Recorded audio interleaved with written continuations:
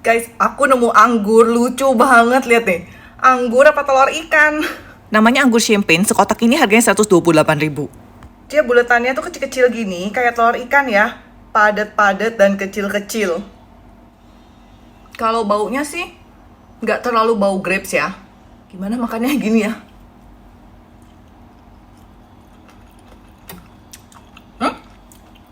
Manis loh. Kok lucu sih? Manis. Kulitnya tuh juga nggak tebal. Jadi waktu kamu makan gigit ya, kayak peletus-peletus gitu.